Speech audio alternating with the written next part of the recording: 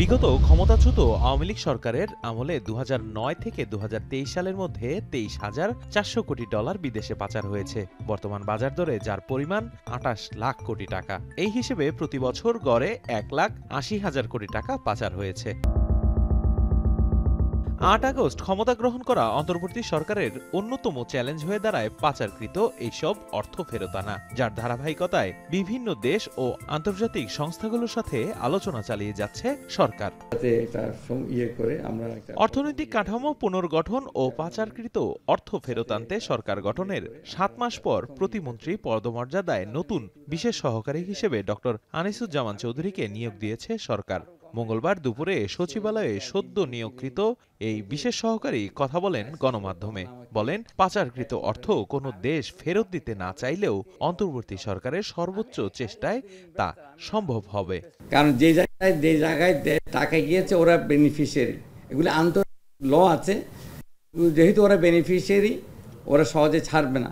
কিন্তু প্রফেসর ইউনূস সাহেব আমাদের শ্রদ্ধেয় উপদেষ্টা, ওনার সামনে ওনারা নিজেরাই অফার করছেন সহযোগিতার।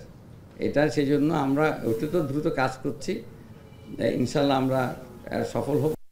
এ সময় তিনি বলেন, ভঙ্গুর অর্থনীতি ও অন্তর্বর্তীকালীন সরকারের সময় বিদেশি বিনিয়োগ না আসা স্বাভাবিক। আমি যদি রাজনৈতিকভাবে চিন্তা করি, আপনি একটা সরকারকে বলছেন ইন্টারিম, এই শব্দটাই তো আপনার জন্য অসুবিধাজনক।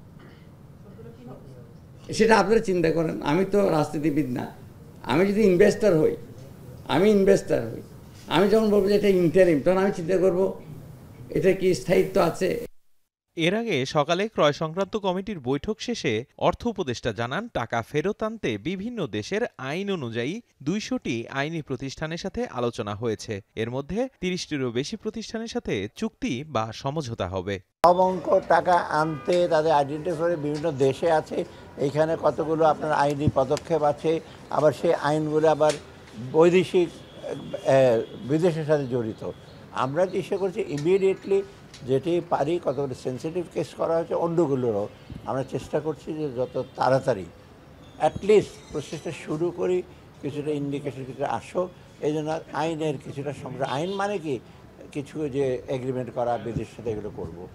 এ সময় উপদেষ্টা বলেন, টাকা ফেরত আনার প্রক্রিয়াতে এপ্রিলেই দৃশ্যমান অগ্রগতির দেখা মিলবে। দেবরাজ দেব, এখন, ঢাকা। ওটা বন্ধ করে দিয়েছে।